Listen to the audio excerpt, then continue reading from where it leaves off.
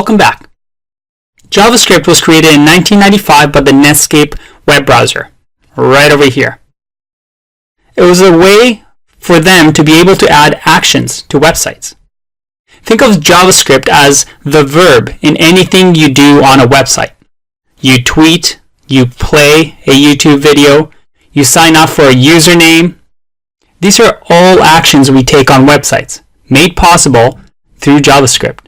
In 1995, it was a way for this browser, Netscape, to beat the competition, which were other browsers at the time. Because at the time Netscape was the most popular, other browsers started adopting their own version of JavaScript so that websites will work on their browsers as well, and thus let people switch over to their browsers. Can you guess what happened next? Well, every browser had their own idea of what JavaScript was. So there was no standard. Eventually, a standard had to be created to make sure that everyone had the same idea what JavaScript was, so that web developers can build one website and have it work on all browsers. This standard was called ECMAScript. So yes, JavaScript and ECMAScript can be used interchangeably, and you will hear both of these a lot. But it's the same language. Now, this browser compatibility issue. Browsers having their own teams, their own schedule, and their own code. Sound familiar? Yep. If you remember, it's the same thing that happened with HTML and CSS. It's the same issue that we keep having over and over. We covered this topic in Web Developer Fundamental Part 2. You see, it's always a big problem. Make sure that all browsers have the same understanding of what a real HTML, CSS, and JavaScript should be, so that when we send each one of those files, we don't have to write one specific for each browser. And just like HTML and CSS, JavaScript is evolving. So there are new things that we can do now that you weren't able to do in 1995 with JavaScript. In the ES6 video section, later on in the course, we will talk about these new features, so don't worry. Now, let's take a look at what JavaScript does. We can open up the browser, and I have Udemy over here. Well, Udemy uses a lot of JavaScript. I mean, clicking on a course, adding it to cart, liking a post. All these things, well, they're all JavaScript. Even if you open categories over here, you see this drop down and I can select things, and there's actions constantly happening throughout the website. That's all JavaScript.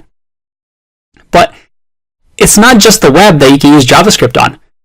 Instagram? Well, Instagram uses JavaScript. What about something else? Maybe virtual reality? Yeah, you can do that too. You can do VR games, VR apps with JavaScript. Okay, that's pretty cool. What else can JavaScript do? Well, you can actually program drones with JavaScript and control them from your Wii remote if you wanted to.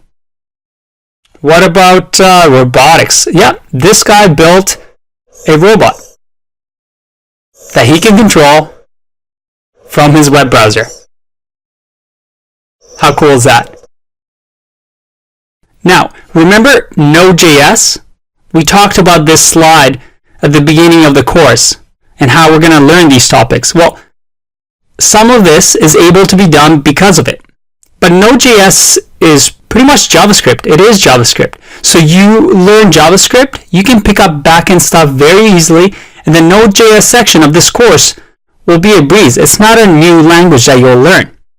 So is Express, so is React. So this is why JavaScript is so important. What we will learn here will take you very far in the rest of your career. This is one skill that really opens up a lot of possibilities.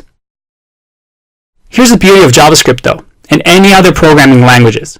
Because what is JavaScript really? It's a file. A file that you can write instructions to a computer. In the example of a robot arm, all you had to do is write, if I press this button, move arm to the right. If I press this button, move arm to the left. It all looks extremely complicated, but As you will see, no matter how complex a program, let's say an online game like World of Warcraft, well, everything is built one block at a time, one simple logic at a time. In the next section, we're going to start writing our first JavaScript and our first simple pieces of logic. Don't let it fool you though. Although it may look simple, these are the building blocks that allow you to build big web apps like Facebook or Google. Exciting things are going to happen with your newfound power. So, I'll see you in the next one. Bye-bye.